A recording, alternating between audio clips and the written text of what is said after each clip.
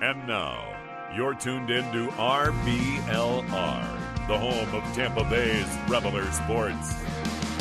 Happy New Year, Buccaneers Nation. Welcome to the first episode in 2024 of RBLR Bucs.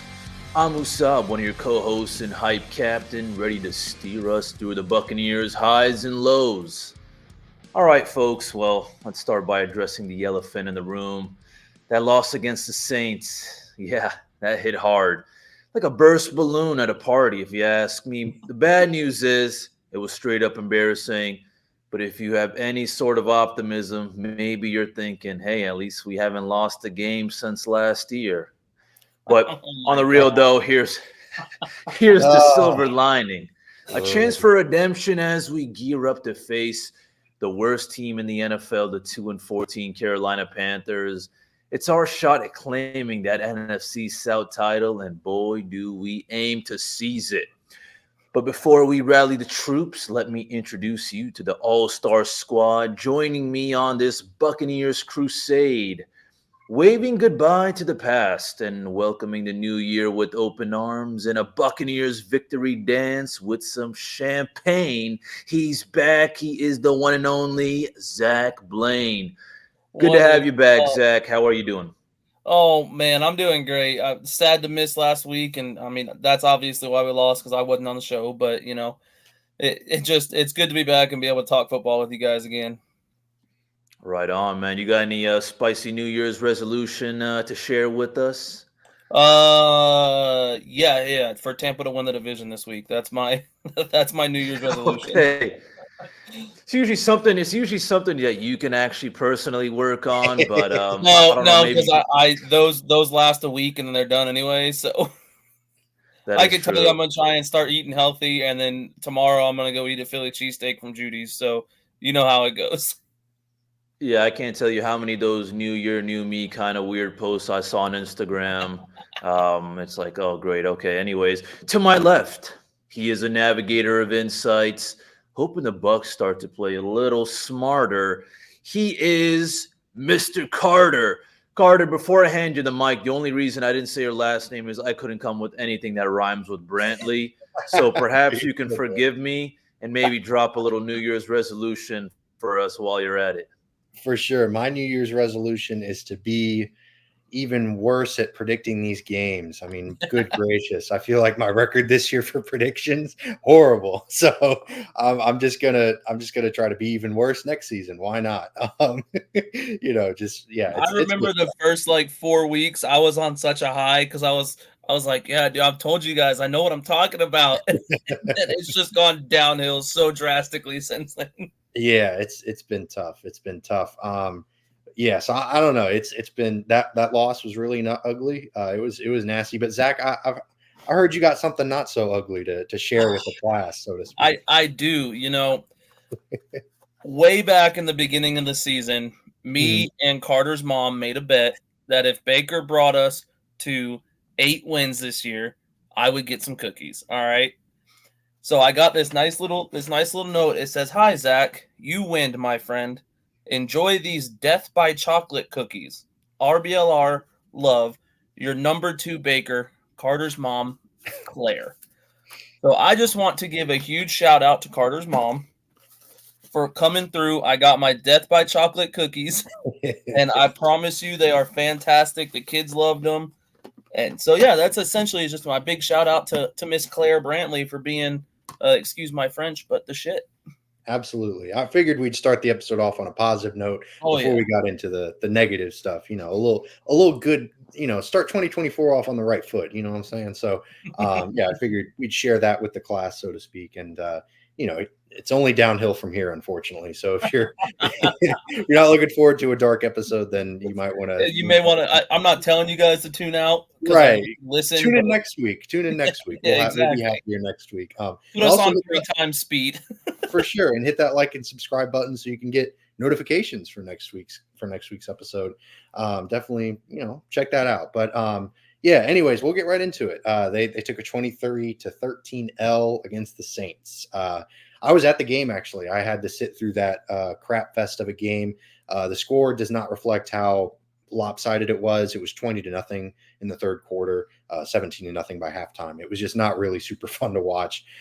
Baker looked rough. The defense looked rough. They couldn't run the ball. It was just a whole lot of nothing going on the Bucs side of the ball. So it comes down to the Panthers, this next week's game against the Panthers, which we'll get into, win or go home or tie, and then hope that a bunch of other stuff has to happen. But Bucs can't lose. If they lose, they're done. No playoffs for them. So I want to get y'all's thoughts on it. Was this Baker's worst game? I know last week, the game before, it was by far his best game maybe in his career. Looked absolutely dynamite, was nails. But my goodness, it just completely flipped the script. Was this his worst game as a Buc, Zach? I feel like every time Tampa loses, that's the same question that's asked. Is this Baker's worst game as a Buc? Oh, not every time. Stop it. A few of them. Over dramatic. But I don't think it wasn't a good game. Okay, Sure. I'm not going to say it was a good game because it wasn't. Absolutely. 2 interceptions. We can't be doing that.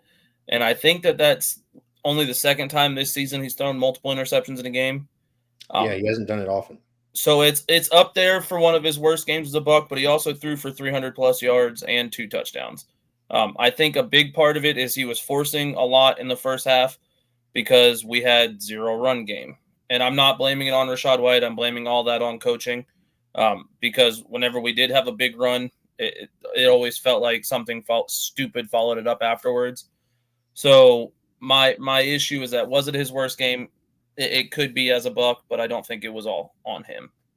For sure. Yeah, this game is not completely on Baker Mayfield's shoulders. Not at all. It can't be a 20-0 game in the third quarter and have it all be Baker Mayfield, one player's fault. Definitely not. But production wise, I do feel like it was definitely his worst game.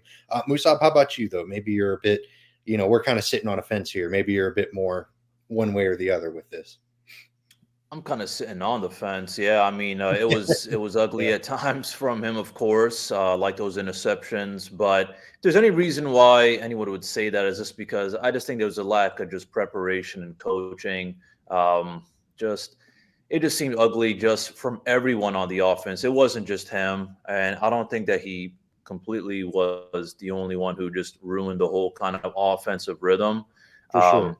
But then again, I'm thinking, I don't know. I mean, you got to find Mike Evans and Chris Godwin, though, especially with Lattimore out. I mean, this should have been Mike's game. That was. But hey, I mean, yeah, shout out to him. Yeah. So I mean, but hey, yeah, he racked up 300 yards. I did like what I saw, like with the fourth quarter. I mean, he started cooking up with the rest of the guys. I guess we weren't really too aggressive with the passing at first. We were kind of changing it up here and there. We had a little bit of pressure. I mean, it was just embarrassing. Overall execution.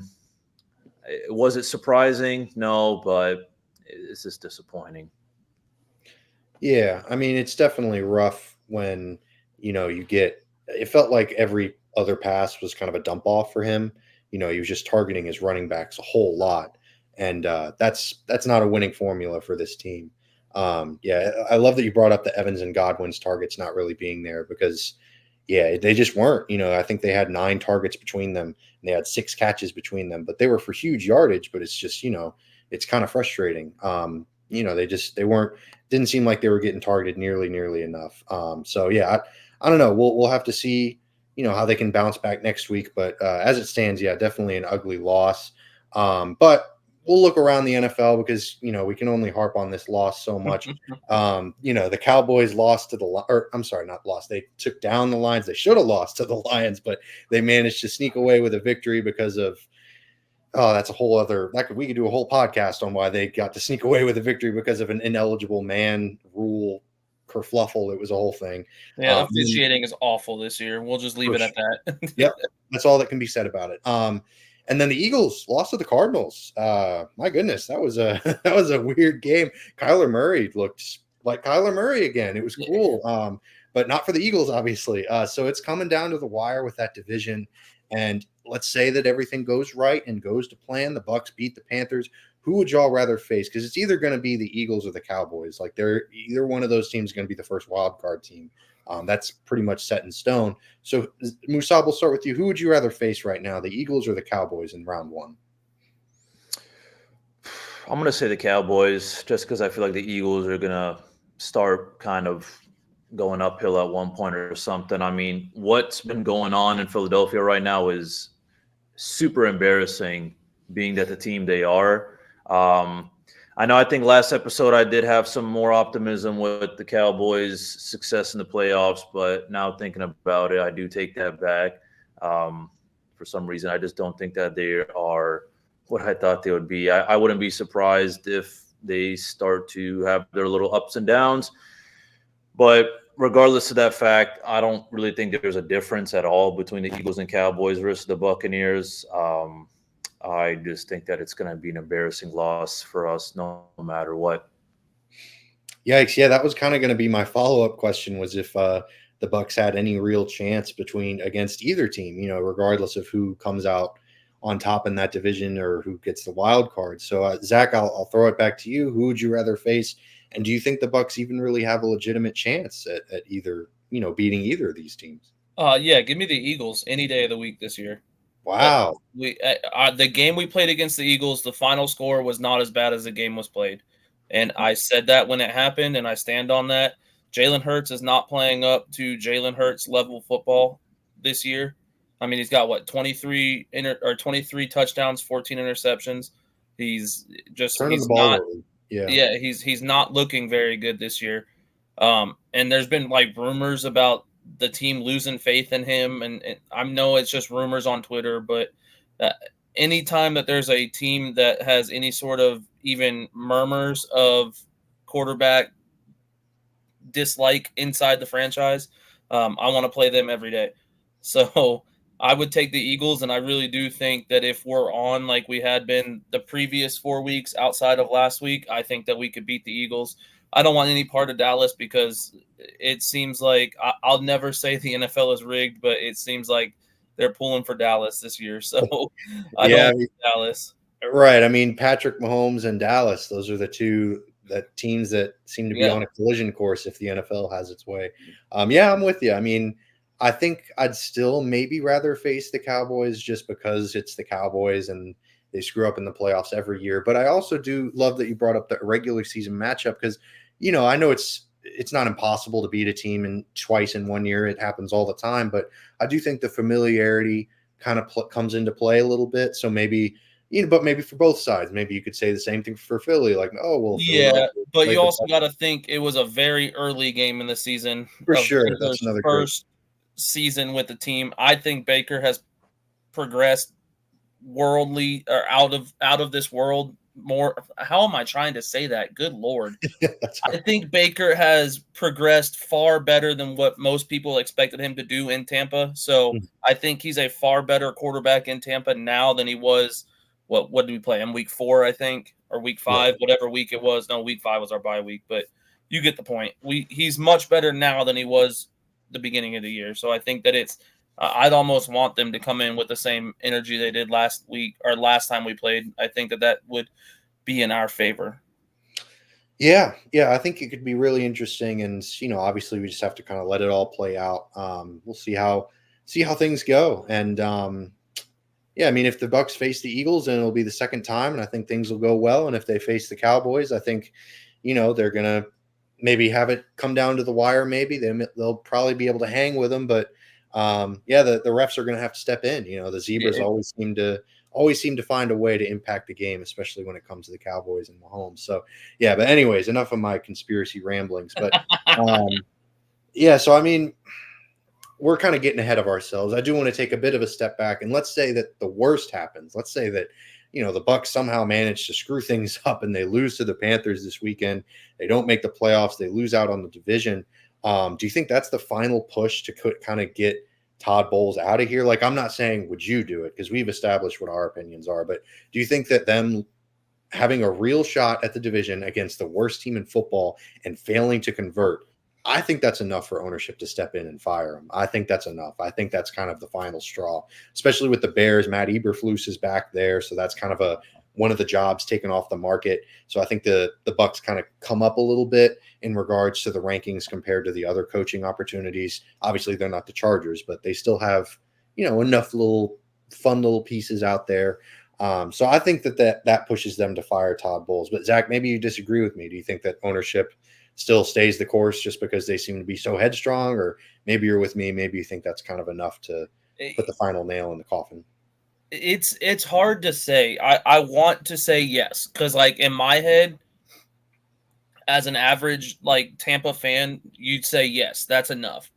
But we've seen Tampa continue to stick with bad coaches for too long. It seems like, in my mind, the fact that he got us to 500 after a 1-6 stretch, I don't think he goes anywhere. I mean, I don't want that to sound like I want him around, because I don't care if we won the whole damn Super Bowl. I want him gone. Right. But ownership, realistically, whether we miss out on the playoffs or not, I think that they've seen enough from his team to keep him around. Yeah, and part of me kind of agrees with you. Part of me, the more pessimistic side is like, yeah, Zach's probably right. The ownership seems to kind of drag its feet when it comes to these things. They always seem to fire a guy way too late. So yeah, there have been very rare instances in the history of the Bucs where I've seen them, let go of a coach, and I thought, oh, they should have given him another chance. It's always been like, yeah, that makes sense. Like, why didn't they do this a while ago? Yeah, exactly. Why couldn't they have done this last year or 2 years ago? Right. Musab, how about you? Maybe you're a bit more optimistic like me, and maybe you think that ownership steps in and does the right thing, or maybe you're like Zach and you're like, they're going to do what they always do. Yeah, the way I see this is, there ought to be an atomic bomb in that whole organization. They should just start cleaning it up big time. But I wouldn't be surprised if they didn't. The way I see Todd Bowles is like he's like that vice principal who was never meant to be principal, does some politicking, becomes principal, and he stays because he knows the board of trustees or something, at the school board. You know what I'm saying? So for whatever reason, it's like all the parents of the school, aka the fans, all right, like us, we know that he should not be leading this team, but clearly the back office, front office, or whatever, they have their own intentions. But no, I think he needs to go, especially if we lose to the Panthers. There needs to be a whole kind of blank slate. We need to start all over. I don't even know what, because I don't want to think about that, just because I'll have a lot of thoughts racing in my head. Even after that Saints loss, I had a couple of buddies of mine just reaching out to me saying, like, what the hell is going on? Like, we beat the Saints last time. We're looking hot. And, now how the heck do we, get run over by the Saints? Or not really run over, but it was 20-0 at one point. Yeah, we got run over. It was 20-0 at one point. So, I think we got to get rid of him. I think it's time. And I feel like we all know that. And I feel like even deep down, the office knows that too. But will they get rid of him? Maybe, maybe not. Yeah, it's hard. Obviously, it's impossible to predict these things, but I wanted to hear y'all's thoughts because, it's going to be interesting it's going to be real interesting if they lose to the Panthers. Some things there's going to be a lot of darkness in that organization. Just a lot of dark clouds hanging over the whole staff, the players, just everyone's just going to feel crappy. And they have a whole offseason to kind of simmer in that. So I think that there's a real chance for ownership to step up and do the right thing. Because if that's the case, my goodness, Todd Bowles has really, really failed as a head coach, which I think he already has. But this would just be 2 times. Sorry, go ahead. He's already failed 2 times. Oh, right. Yeah. Point that out. Yeah, for sure. Yeah, definitely. Great point. Yeah. So I don't know. But one thing that hasn't failed is definitely the RBLR shop. If you're checking out, it's the new year, new year, new you type of thing. If you're looking for some goodies, some gear, something to freshen up your 2024 wardrobe, definitely check out the RBLR shop, shop.rblr.com. We got a promo code for you too to celebrate the new year. Cannon, CANNONS. Definitely check that out. So yeah, definitely pop on there, get yourself some new gear, celebrate the Rays, Bucks, Lightning, and Rowdies. Check it out. So after that shameless shot plug, we are going to delve into the Panthers game. This is going to be a tough one, Zach. I know that the Bucks are are looking rough after that Saints game, but obviously, the Panthers are probably looking to play spoiler. I know they've been bad this year. Don't get me wrong, but there's always that. Like I remember with the Rays, in that 2012 or 2011 season when the Orioles managed to spoil things for the Red Sox, the Rays got to steal the wild card. That was a lot of fun. So I'm sure the Panthers are looking to do something similar. And the Bucs definitely can't underestimate them. But before we get into all that, what are some New Year's resolutions for the Bucs, Zach? I mean, more consistent play calling on Dave Canales' side of things. I think he's proved. Let's just go with that one, that he can do it. But it's like it always goes back to, we were talking about it before the show started. We've got this thing where it's run, pass, run, pass. I think that plays a big part in one of the New Year's resolutions is I think Tampa needs to be a pass-first team. I like that. I mean, they definitely haven't run the ball too well this year. I mean, I know they've picked it up as of late. I think that they were averaging like over 100 yards a game over their 4-game winning streak on the ground, which was wonderful, marvelous, beautiful. That's how football is meant to be played type thing, whatever cliche you want to say. It was great. It was a lot of fun to watch. And then last week, man, it was just a regression back to the mean. It was just kind of back to the old ways. And it definitely did feel stale. Like the play calling was just brutal. So that's a good one. I think my resolution is just, don't draft a quarterback in the first round this year. Please, please, please. I know Michael Penix is fun. I know that Jaden Daniels is fun. I know that wherever they end up, it's probably going to be near the middle to 15. I'm thinking 15 to 20 in that range. Sure. Yeah, 15 to 20 range. But for the love of God, just please continue to build the roster. Just please, please, please don't do the stupid thing. Because the Bucs have a real shot to continue to compete in this division because this division's not really getting any better. And we got some cap space next year. For sure. Yeah. Not a ton of it. I think we got like 41 or 48 million, but we got to resign a few guys, but absolutely. And there's some reworkings they can do to even increase that number. Plus, they've got some guys that they can bring back. Obviously, Evans, Winfield, and Baker are the 3 big names, as well as Levante David, who I think is also a big name. But unfortunately, I do think this is Shaq Barrett's last season, so I think he'll be a cap casualty next year. But that'll also free up some space. And so as long as they just don't draft a quarterback in the first round, good gracious, that'll be a successful offseason in my book.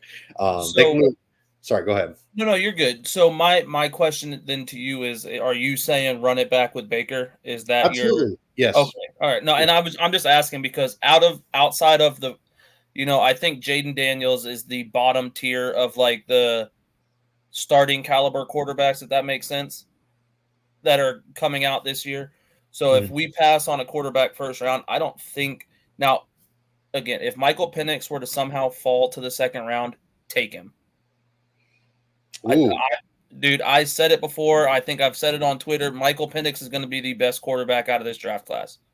I hope you're right. He's a Tampa guy. I really like Michael Penix. Kid. I love him. Pac-12, well, Pac-2 now. Pac-12 for the last year. But I think he's going to be a great quarterback in the league. And if he were to fall to the second round and Tampa didn't try to take him in the second round, I'd be pissed. Even though I'm a huge Baker fan, like I'm probably one of the biggest Baker fans, I wouldn't mind to see Penix and Baker battle it out for the starting spot next year if it were to happen. But I don't want him in the first round. The only good thing about having him in the first round is you get that 5th-year option. Right. I'm not gonna lie, I might have to disagree with you there. I think if he falls to the 3rd round, should they take him? I think the first 2 rounds need to be focused on the interior of both lines. I think there's a lot of room to grow there.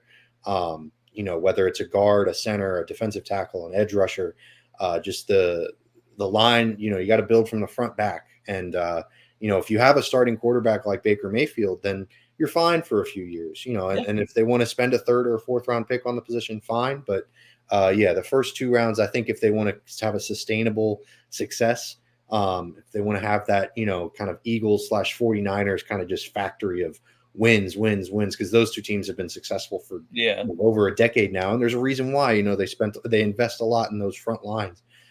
So I think they need to kind of do something similar. But that's just me. Obviously, like I said, that's I not really, a bad take at all. I think that you're right. I think that all depends though on if we bring back Evans. for sure. If Evans isn't back, we need to take. I think our top pick needs to be a wide receiver. I'm totally on board with that. I am operating under the assumption that he does return, though. Yeah, and I think he does too. I think he's a lifer in Tampa. I will for sure. admit to that. I think he's proven himself enough to be a lifer in Tampa. But I think that that's the only thing hinging on you being correct and them taking offensive line, or really, yeah, no, I would just say offensive line. I think we're set on the defensive line, but the interior of that offensive line needs some work. And I think that if Evans comes back and we're able to rework a deal with Baker, I think it needs to be offensive line first two picks. I agree with you 100%. Yeah, and this is a draft episode. It's turning into we'll have to talk. We'll have all offseason to talk about this stuff because this is, me, this is my favorite type of conversation. Yeah. But yeah, I get excited. I get carried away. My apologies. But yeah, because the Bucs still playing playoff football games. They got some important games to be playing. We're sitting here talking about the draft. What are we doing? Anyways, but yeah, they've got a chance to win the division this Sunday, obviously, and they're playing the Panthers. And they're playing the worst team in football. There's a lot of meat left on the bone in this season, and to walk away without a victory here would be a huge letdown. So, what do you think has to happen for that to take place? What are the Bucs? What has to go wrong for the Bucs to lose this game? I mean, what has to go wrong? They need to come into it like they did last week. There was no hustle, no drive. Like, this is a playoff game for Tampa. Our playoff started a week early. If we don't win, our season's over. If we win, we get to go on to next week. So it feels like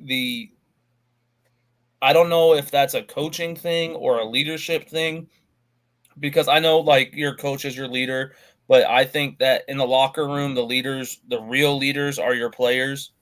So I think leadership needs to maybe one of those player only meetings. Like, we need to have some hustle. We need to have some pep in our step. Like, we can't come out flat like we did against New Orleans. I know that Carolina is 2-14, but last time we played them, it was like a 6-point game. Yeah, it wasn't. And they haven't really been blown out too much, if I'm not mistaken. They've had a lot of close games. So yeah. I think a big thing, just don't overestimate them, or don't underestimate them. Sorry, don't think it's going to be a walk in the park, because, like you said before, they're trying to play upset. Yeah, I mean, there's no better feeling than ruining another team's season. Yeah. That's an amazing feeling to kind of just rejuvenate the team that's has a bleak offseason ahead of them. Look at the Lions last year. Yeah, for sure. They missed the playoffs, but they beat the Packers to eliminate them from playoff contention. And you would think they just won the Super Bowl at the end of that game. Yeah, I mean, they were super excited. That's how every team reacts when they get to ruin a better team season, So it's going to be tough. They've definitely, I think, three things would have to happen for the Bucs to lose this game. They'd have to commit an asinine amount of turnovers, like just another four turnover game. Yeah, and they're done. I think that's probably the biggest thing. If they continue to, I'm not going to place the blame on anyone or anywhere. This isn't me saying, oh, it's all Baker Mayfield's fault. Yeah. But if Mike Evans and Chris Godwin only have 9 targets combined, that could be a problem. Because regardless of the reasoning, regardless of the explanation for it, the end product is still not good. That's just not acceptable. They've got to get the ball in the hands of their best players, and that wasn't the case this past weekend. And I think that was a huge reason why they lost. So if they're not able to, target their best guys, then things could get real ugly real quick. I don't want to be sitting here talking about Chase Edmonds and Rashad White getting the bulk of the receptions. That's not winning football. So so that's two big things. And then the third big thing would be if Baker Mayfield, God forbid, gets hurt. That would be kind of the bigger thing for me. Well, I mean, he's already hurt too. So right, yeah, and I know that he's got kind of his own litany of injuries. He had the big hit that he took against the Saints at the end of the game. He had that shoulder. The shoulder thing scares me a little bit because it seems like it's a recurring thing with him. I know he dealt with that with the Browns.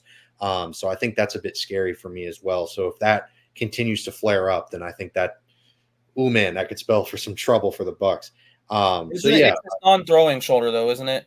Yeah, that's true. But so that gives me a little bit of like, all right, at least it's not his good arm. right. No, that's a great point. That's a great point, and that's certainly something to consider. But yeah, I don't know. It's going to be something to watch and something to monitor because the Panthers have, Brian Burns coming off the edge. I mean, that guy's a monster. Derek Brown up the middle. They've got, some guys on defense. They're not necessarily a good defense, but they've got some guys that can make some stuff happen for sure. And on any given Sunday, that whole cliche. So, it's going to be something to monitor, something to watch in that game for sure. So yeah, I don't know. I thought that was an interesting kind of topic to explore, some things that could go wrong for the Bucs to lose this game. But last week we missed you, Zach, and last week we talked about this topic. So I wanted to bring it up again to get your take on it because I feel like I know your answer, but I still want to ask you just to give you the chance to surprise me. But who's the Bucs MVP so far for you this season? First, I want to know who you think my answer would be. You know who I think your answer is going to be. Come on. I'm going to say Baker. Okay. Yeah, don't play coy. Don't play dumb with me. Come on now. My offensive MVP would be Baker. I do think, but no. My all-around MVP this year is Antoine Winfield. Okay, cool. Without a doubt, I think he has been the most consistent. He did get beat by Taysom Hill, though, which took a few points off because that's Taysom Hill. Right. But, outside of that, he's been the most consistent player on our defense. It seems like he's making plays every single week. Yeah. Not only do I think is he Tampa's MVP, but I think he is the NFL Defensive Player of the Year. I know he won't be. Right. That's just not a safety thing, but I think he should be. Between him and Kyle Hamilton, I think those should be 1 and 2 in Defensive Player of the Year this year. And I think that he's just earned it. He's earned the extension, which is scary because I think that might be why he's not here next year. Yeah, absolutely. But he's a stud, and he, without a doubt, gets that for me. Yeah, and I'm with you. Yeah, that was my pick. And I love that you brought up the extension thing because that also scares me as well. He's going to set the market, plain and simple. He's been one of the best safeties in football this year. Yep. And when you hit the market at near the top of your position, most of the time you get paid as if you are just flat out bona fide top of the position. And rightfully so. He's earned it, and that's how it should be. That's the whole purpose of free agency. So I'm not disagreeing with the method at all, but unfortunately, I don't know that the Bucs are going to be willing or able to compete with that type of dollar amount. So I don't know. That's definitely going to be something to monitor this offseason. But that's also another, that's a future problem. That's a future us problem. Yeah, exactly. But for now, yeah, he's been one of the best safeties in football. Him and, like you mentioned, Kyle Hamilton, Jesse Bates, those are probably the top 3. And yeah, he might get like a down ballot vote. I must admit, I'm not as familiar with the player of the offensive and defensive player of the year voting methods if they show the down ballot results. But yeah, I'd imagine that, they do on Madden 24. Right. So that's enough for me. That convinces me. But is that breaking news? Did Mike Evans just make the Pro Bowl? I don't know. Is that? Are we breaking news here on RBLR? Breaking news on RBLR Sports? Is that what we're doing? I know you were talking, but no. Hey, that's it. Greg Allman, he's a friend of the show. Yeah, he tweets Mike Evans headed to the Pro Bowl.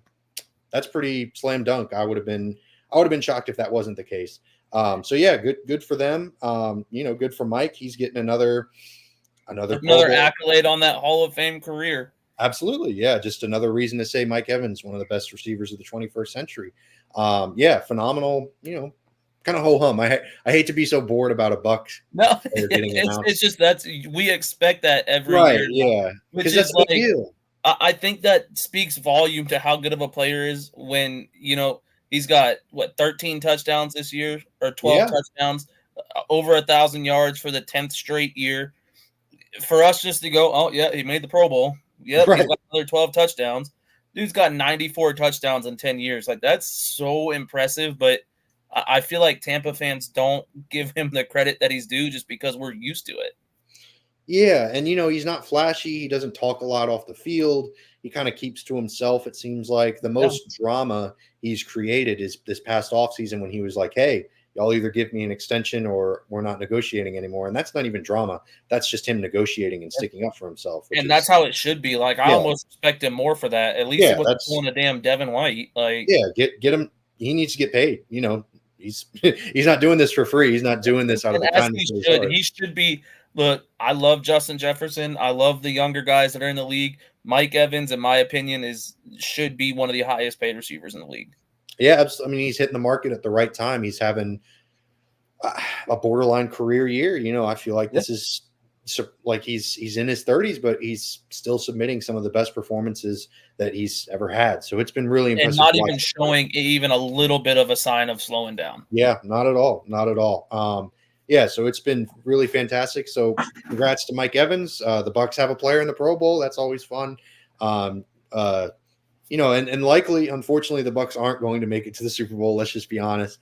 That's probably not going to happen. So we'll get to watch him in the Pro Bowl. Yeah, we'll get to watch him play some flag football. For sure. That joke of a game, you know, great. That's awesome. So, yeah, I don't know. We'll see. But getting back to the Panthers game, because we had some breaking news that hardly ever happened on RBLR Bucs. So that was a little fun. But so getting back to the Bucs Panthers game, I wanted to ask your opinion on Bryce Young this year, because he's been burdened, or I don't want to say burdened, that's dramatic, but he's been dealt a tough hand in regards to, you know, his surrounding cast. The offensive line has been one of the worst in the NFL.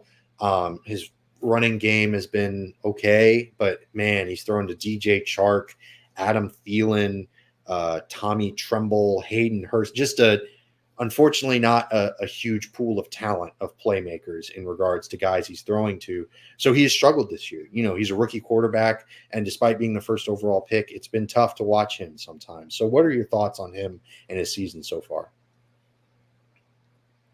This is going to be a weird conversation to have, because I am not high on Alabama quarterbacks in the NFL. Oh, you're a school guy. Come on. You got to treat each individual as an individual. Tell me the last successful Alabama quarterback in the NFL. Tua has been phenomenal this year. Tua was great last year before he got hurt. Okay.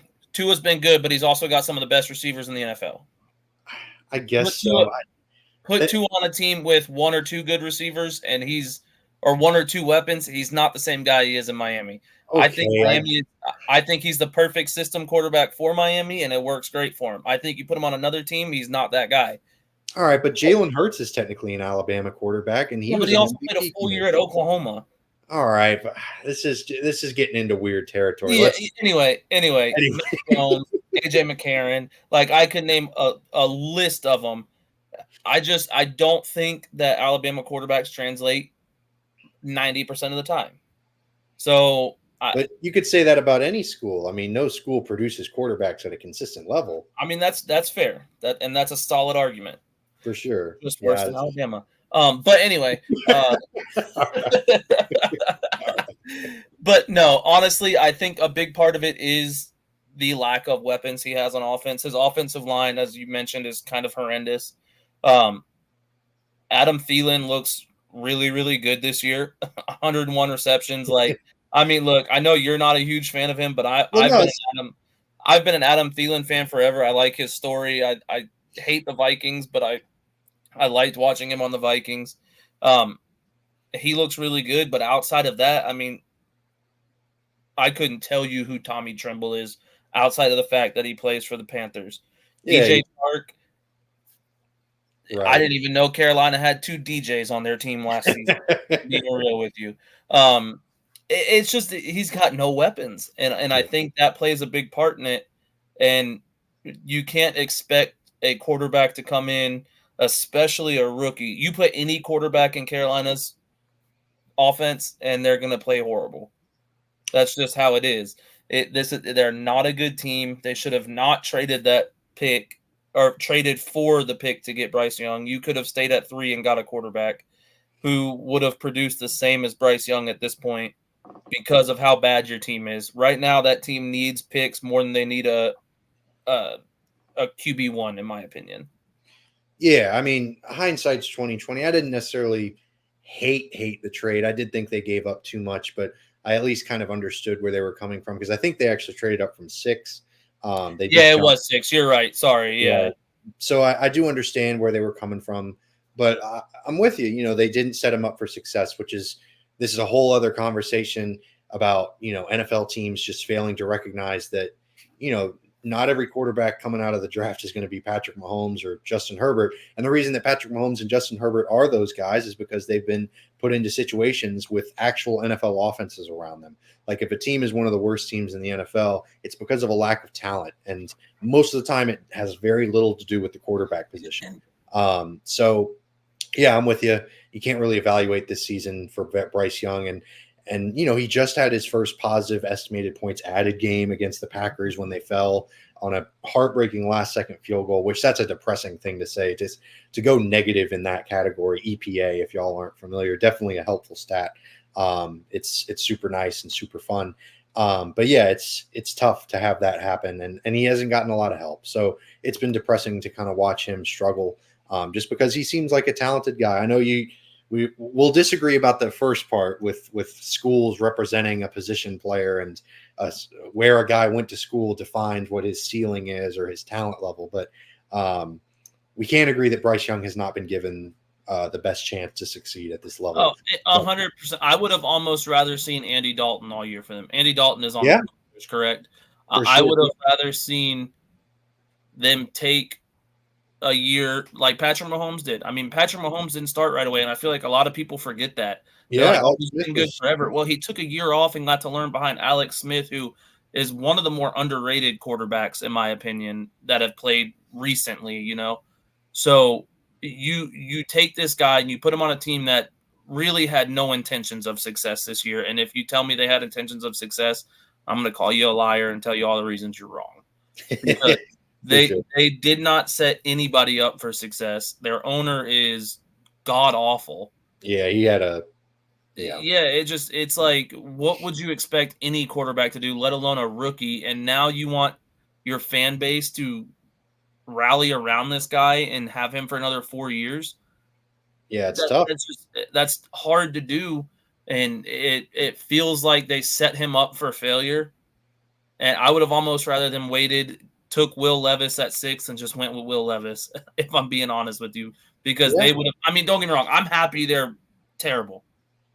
Not for Bryce Young, but for my own selfish Tampa Bay reasons. For sure. But I almost would have rather them kept that pick and just took Will Levis or took another quarterback and been competitive, not made our division even more of a laughing stock. Yeah, or took a wide receiver, or took a complimentary player. You don't have to, just because your team's bad doesn't mean and you don't have a quarterback of the future, it doesn't mean you have to try to address that position right now. I mean, that's just, Tampa didn't. That's my thing. Like, Tampa literally did what Carolina should have done. Yeah, they kind of stayed the course. They were like, hey, we're gonna stick here in the middle of the first round. We're gonna pick a defensive player who's turned out to be a pretty good success. I don't even know if it was necessarily like on their mind to take a defensive player. I think it was, honest to God, just best available. Yeah, I mean, he definitely was high on a lot of teams' draft boards. I'm sure there were the really kind of unrealistic Aaron Donald comparisons just because it's an interior defensive lineman out of Pittsburgh. Like, oh, he's Aaron Donald, like very, very lazy takes. But he's been very good in his own right. He has been a very, very quality player this year in his rookie year. And hopefully he only gets better. He's still got a huge ceiling. And we're talking about Kalijah Kancey, obviously, and he's just been really phenomenal this year. And he'll continue to get better as he learns in the NFL and continues to play along Vita Vea. Vita Vea learned from Ndamukong Suh, and now Vita Vea is kind of playing that same role for Kalijah Kancey, and it's been a lot of fun to watch for sure. But we're moving on. We're kind of nearing the end of our episode. So before we get to the predictions, I do have some over-unders for you, Zach. Let me get it. Let me hear them. Absolutely. So we are going to go with Tampa Bay interceptions 1.5. How are you feeling? Under. Okay. Under. Yeah. We talked about it earlier. Baker's had 2 games this year where he's thrown multiple interceptions. Do I think he might throw one? I think that's a. Are you saying? Oh, wait, hold on. I'm saying interceptions forced. That's my apologies. No, you're good. Over.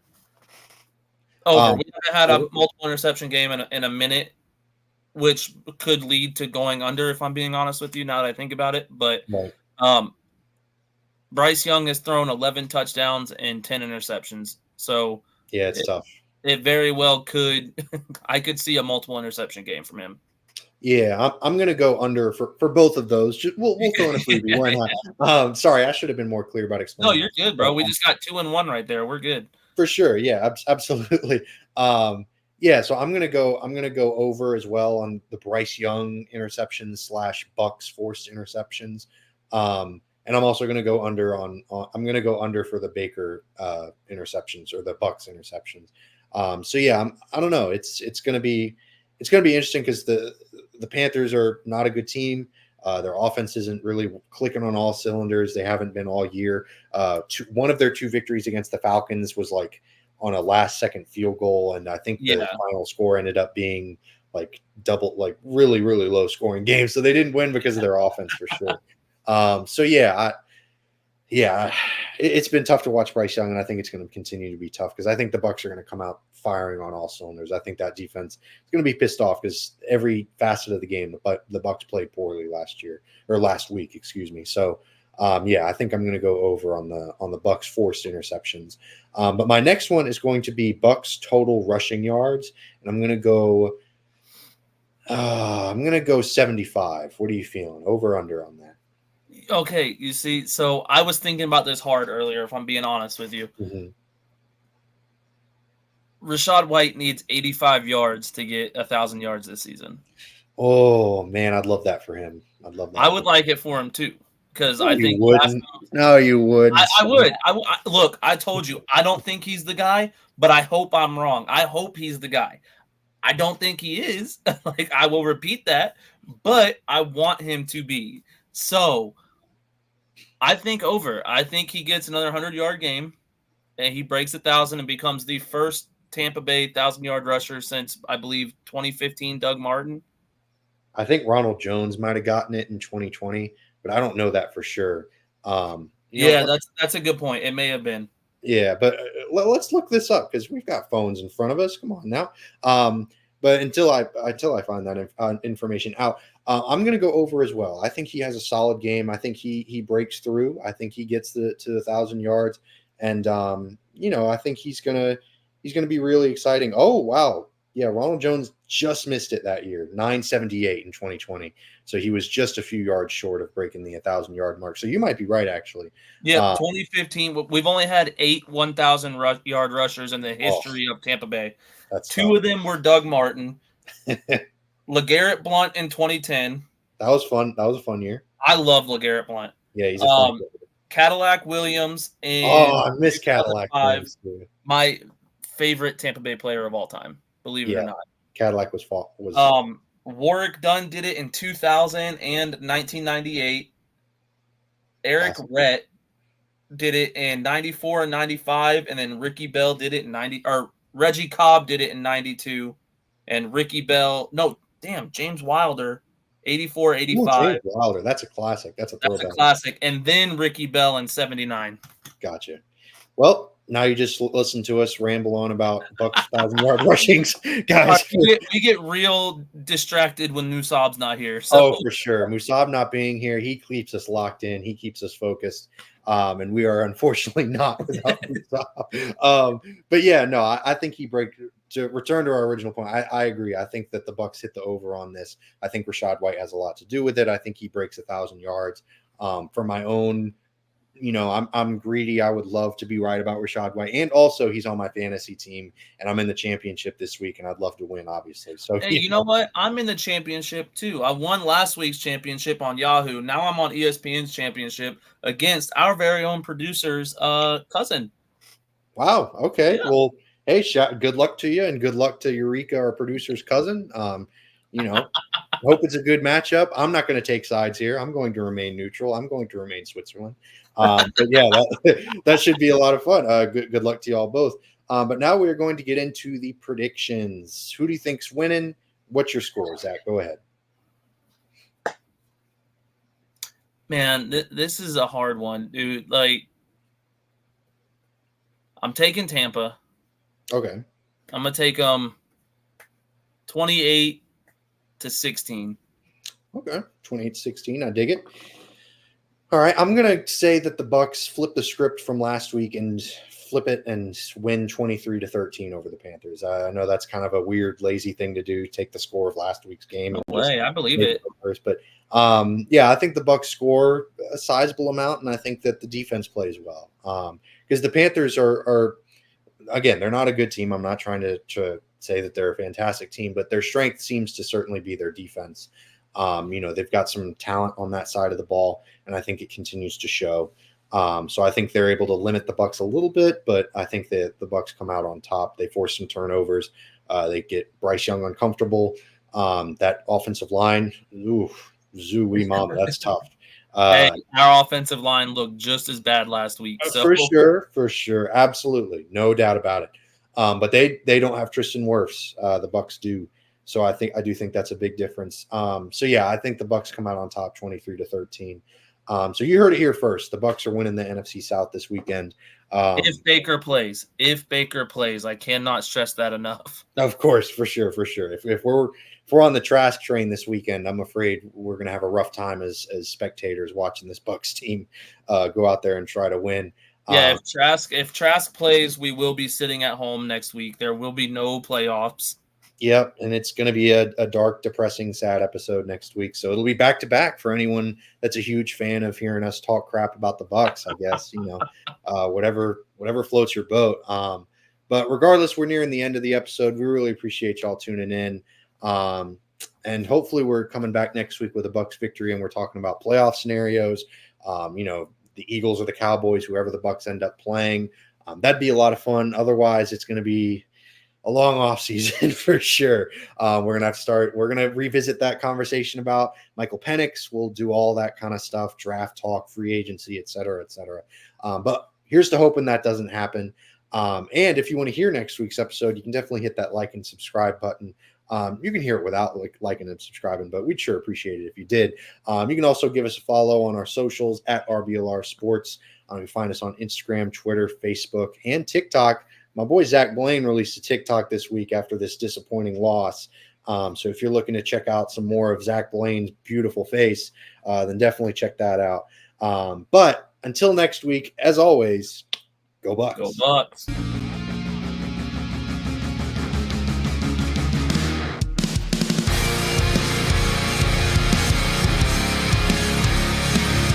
Thank you for tuning into this presentation by RBLR Sports. On your way out of the stadium, please remember to like and subscribe.